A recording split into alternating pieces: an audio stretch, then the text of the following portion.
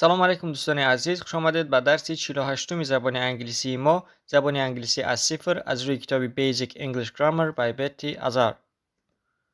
اگر به کانال ابونه نشده باشید لطفاً ابونه شوید و نوار لایک گذارید. فکر و عقیده های خود را برای بهتر کردن صفت درس ها در شرح نویسید.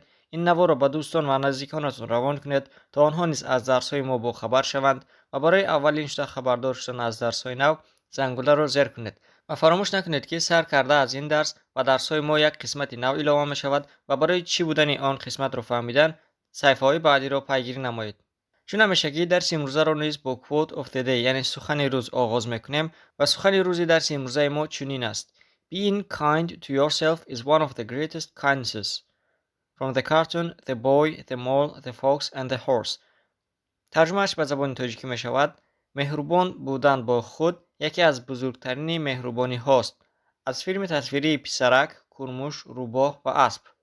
خیلی که گفتیم سرکرده از این درس با درس‌های ما یک قسمت نو اضافه می شود و این قسمت watch to watch یعنی چی تماشا کنیم می باشد و در این قسمت ما در هر درس به شما یک فیلم تصویری و یا یک فیلم را وابسته به سویه به شما پیشنهاد میکنیم و از کجا تماشا کردنش رو نیز به شما میدهیم. فیلم اولینی که ما به شما توصیه میدهیم این فیلم تصویری The Boy, the Mole, the Fox and the Horse. ترجمهش می شود پسرک، کرموش، روباه و اسب. این نام فیلم تصویری بود و سال برآمدش سال 2022 است. مقدار دقیقه هایش تقریبا 32 دقیقه است و سویهش A2 و B1 می باشد. برای شما خیلی موافق است چون که در فیلم تصویری آهسته آهسته گپ میزنند و اگر گویید که از کجا تماشا کنیم در دلخواه براوزر چی گوگل باشد چی سفاری نام فیلم رو نویسید، بعد از آن واچ نویسید. اگر خواهید که با زیرنویس یا به فیلم رو with subtitles نویسید و در آنجا در صفحه های اول میبراید و از آنجا در آمده شما تماشا کرده میتوانید. و اینک ما رسیدیم به chapter 6 یعنی باب ششم کتاب و موضوع باب ششم کتاب nouns and pronouns می باشد یعنی اسم ها و جانشین ها و این باب از 5 درس عبارت می باشد و ما در این درس یکم را با شما میفهمانیم. درس 48م خیلی که گفتیم در این درس ما موضوع یکم باب ششم را میفهمانیم و موضوع یکم ما nouns, subjects and objects اسم ها، subject ها و object ها و چی بودن subject ها و object ها در صفحه بعدی با شما میفهمونیم. در پایان یک تا مثال آوردیم: birds fly in the sky. پرنده ها در هوا پرواز میکنند. در این جمله یک قسم کلمه ها subject میباشند، یک قسم کلمه ها object میباشند و قسم دیگری هستند که ما در صفحه بعدی آنها چی بودن آنها را با شما میفهمونیم. Exercise 1 مشق یکم. پیش از آغاز کردن موضوع امروزه ما درس های قبلی را یک تکرار میکنیم کوتاه و در این درس ما باید با هر کاتگوری که گفته شده است حداقل 3 تایی مثال بیاریم. یکم name clothing you see in this room. لباس هایی که در این حجره میبینید نامبر کنید. مثلا 3 نمود لباس: shirt, pants, socks. کرتا، ایزار و جوراب ها. دوم name kinds of fruit. نمودی میوه ها را نامبر کنید. fruits میوه ها: apple, banana, orange. سیب، بانانا و افلسون.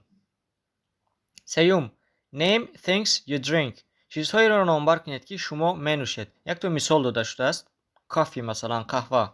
drinks نوشاکی ها: water, coffee, tea. آب، قهوه، چای. چهارم name parts of the body. قسم های بدن را نامبر کنید. head گفته است مثلا سر.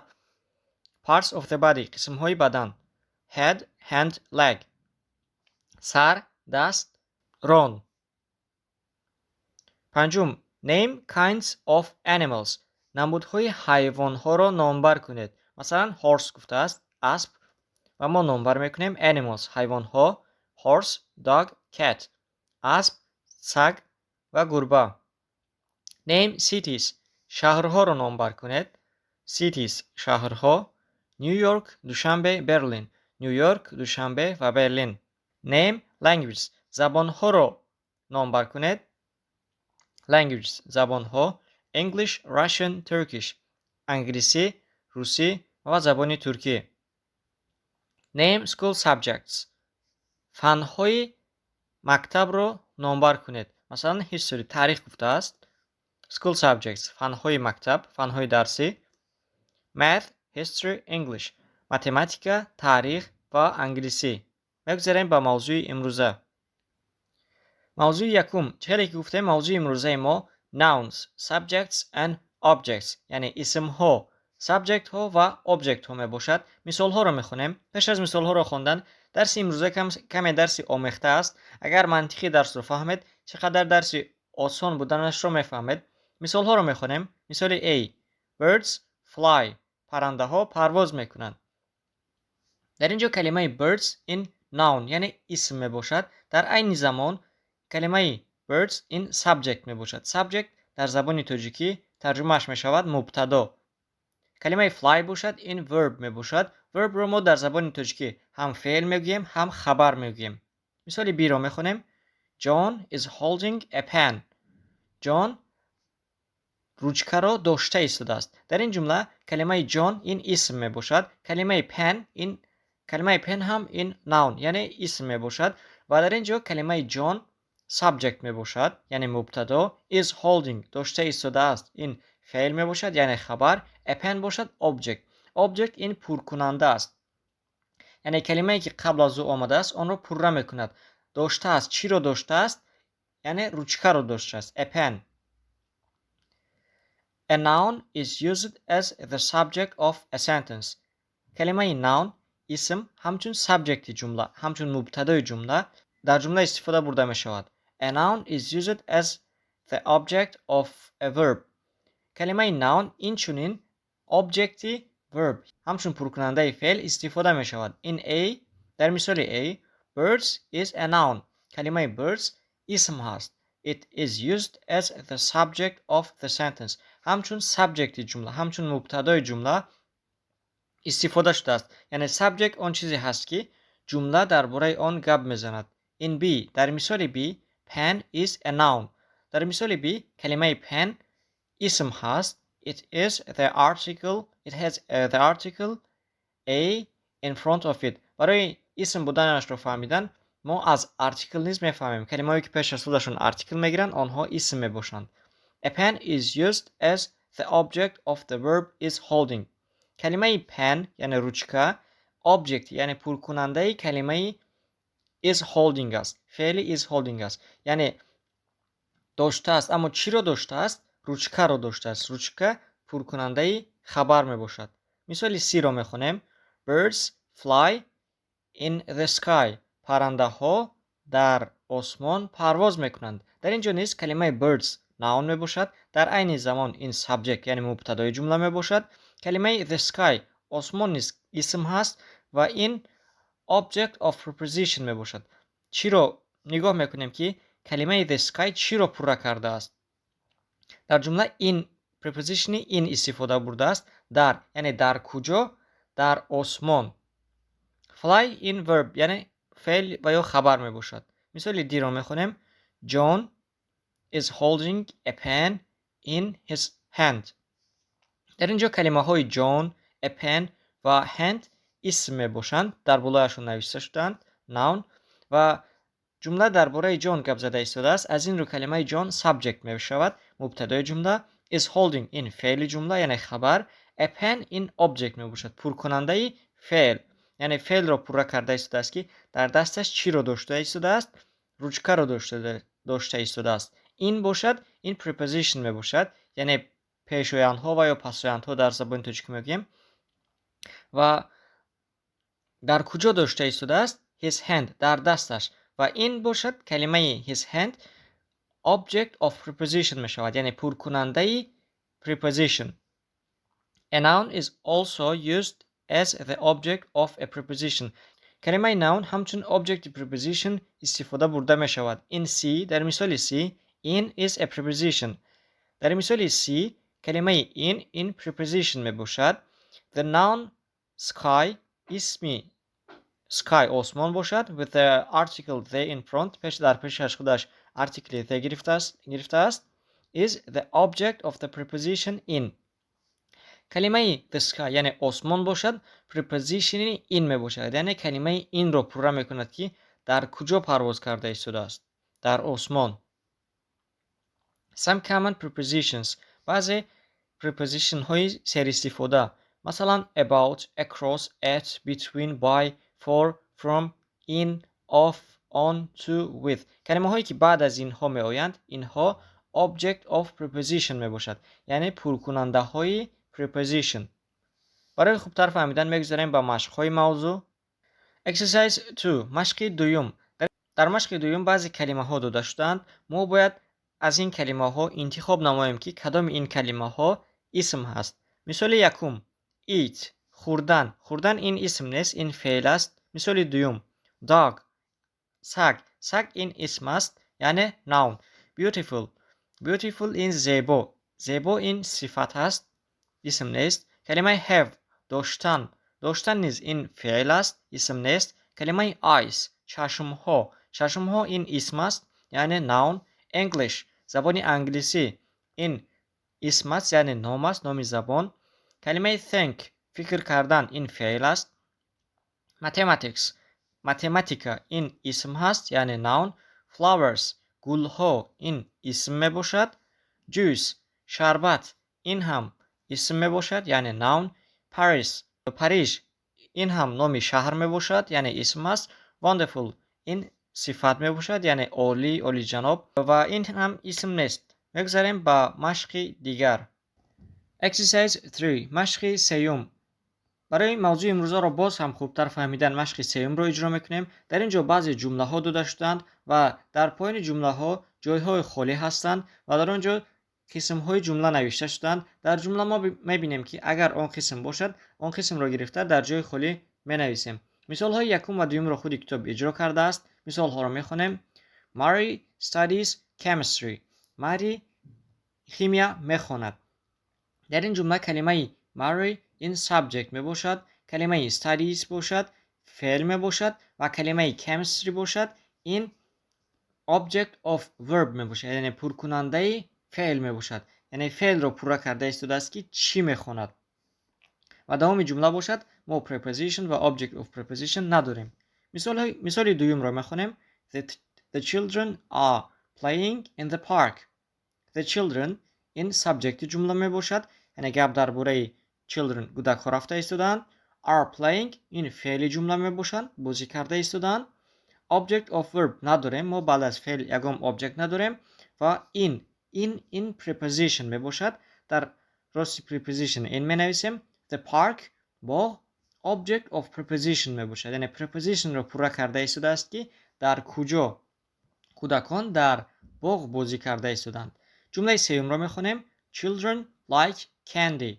کودک ها شیرینی رو نغز میبینند. در این جمله کلمه children این subject جمله میباشد، یعنی گپ درباره کودکان رفته ایستاده است.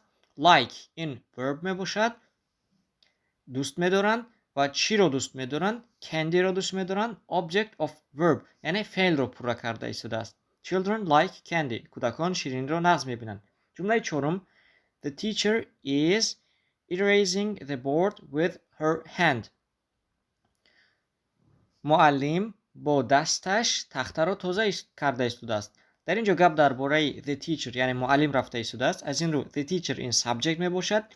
فعل ما is erasing تازه کرده ایستاده است. object of verb باشد the board چی را تازه کرده ایستاده است؟ تخته را تازه کرده ایستاده است. در اینجا preposition with با آمده است. با چی؟ her hand با دستش. در این جمله ما همه قسم ها رو داریم. subject هم داریم، verb هم داریم، object of verb هم داریم، preposition هم داریم، object of preposition هم داریم. میگذاریم به دوام مشق. Mike lives in Africa. مایک در آفریقا زندگی میکند. Mike این subject جمله که درباره مایک رفته ایستاده است. live این verb می باشد، زندگی میکند. و در دوامش object of verb نداریم، preposition این داریم و در دوامش آفریقا. object of preposition در اینجا گپ درباره مایک رفته ایستاده است. فعل جمله زندگی میکند و preposition ما این و object of preposition ما در کجا زندگی میکند؟ در آفریقا. مثال ششم. The sun is shining. آفتاب درخشیده ایستاده است. در اینجا the sun subject جمله ما می باشد. is shining باشد verb جمله ما باشد یعنی فعل. دیگر قسم ها رو در این جمله نداریم. جمله هفتم Robert is reading a book about butterflies. رابرت درباره شپرک ها کتاب خوانده ایستاده است. Robert این سابجکت جمله ما باشد. is reading این verb جمله ما باشد یعنی فعل جمله ما. a book object of verb می باشد یعنی خوانده ایستاده است. چی را خوانده ایستاده است؟ کتاب را خوانده ایستاده است. در اینجا preposition about آمده است. about رو در preposition می نویسیم و object of preposition جمله ما butterflies می باشد. درباره چی؟ درباره butterflies شپرک ها. در این جمله هم همه قسم های جمله ما هست. جمله هشتم را می خونیم. Tom and Anne live with their parents. Tom و Anne با والدینشان با پدر و مادرشان زندگی میکنند. در اینجا سابجکت جمله ما Tom and Anne می باشد یعنی گپ درباره Tom و Anne رفته ایستاده است. Tom و Anne رو در سابجکت می نویسیم. live این فعل می باشد و بعد از فعل ما object of verb نداریم. preposition داریم. preposition رو می نویسیم with their parents. object of preposition می شود با کی؟ با والدینشون با پدر و مادرشون. جمله نهم Monkeys eat fruit and insects. میمون ها میوگی و حشرات میخورند. این هم برای من معلوماتی نو شد. من نمیدونستم که میمون ها حشرات میخوردند. Monkeys این میمون ها سابجکت جمله ما می باشد. eat خوردن این فعل جمله ما می باشد. چی میخورند؟ object of verb یعنی پر کننده فعل یعنی پر میکند که میمون ها چی میخورند؟ میوگی و حشرات میخورند. جمله دهم Mary and Bob help Sue with her homework. مری و باب سوی را برای با وظیفه خانگیش یاردم کردند. در این جمله گپ درباره مری و باب رفته ایستاده است. مری و باب این سابجکت جمله ما می باشد. فعل جمله ما help می باشد یاردم کردن. کی را یاردم کردن؟ سوی را یاردم کردن. object of verb ما سوی می شود. preposition ما with با چی یاردم کردن؟ her homework با وظیفه خانگیش. در این جمله نیز همه قسم های جمله های ما هست. جمله 11 ships sail across the ocean. ships کشتی ها توسط اقیانوس شنا کرده ایستادند. کلمه sail تنها برای کشتی ها و یا قایق ها استفاده میبرد. آببازی کردن و یا شنا کردن انسان رو sail نمیگیم. ships می شود سابجکت جمله ما. sail می شود verb و دوام جمله ما نیست. object of verb نداریم ما. across این preposition می باشد توسط.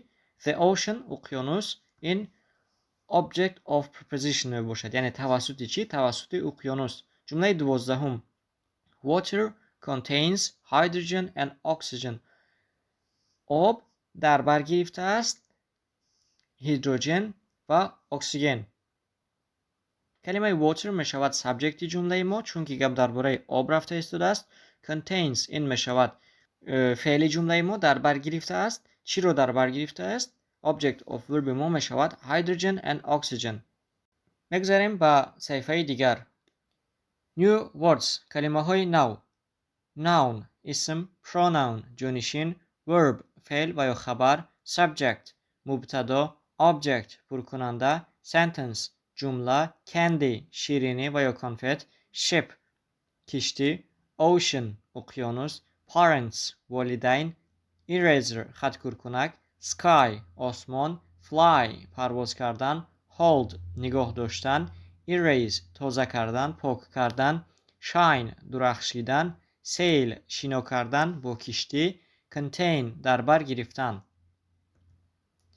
در اینجا درس امروزه ما به پایان میرسد و وظیفه‌ای که بعد از این درس ما با شما میدهیم. یکم مشق‌های کتاب رو به دفترتان نویسید. مشق‌های یکم، دوم و سوم باب ششم کتاب رو به دفترتان نویسید.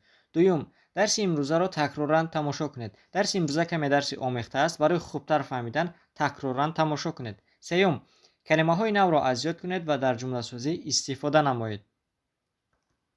در اینجا درس امروزه ما با پایان رسید. اگر به کانال ابونه نشده باشید لطفاً ابونه شوید و نبار لایک گذارید. فکر و عقیده های خود را برای بهتر کردن صفت درس ها در شرح ها نویسید. این نوار را به دوستان و نزدیکانتان روان کنید تا آنها نیز از درس های ما با خبر شوند و برای اولین شده خبردار شدن از درس های نو زنگوله را زیر کنید. از همه شما برای تماشای نوارهای ما تا آخر منت داریم. لطفاً با ما باشید و با ما زبان انگلیسی را آسان و رایگان آموزید.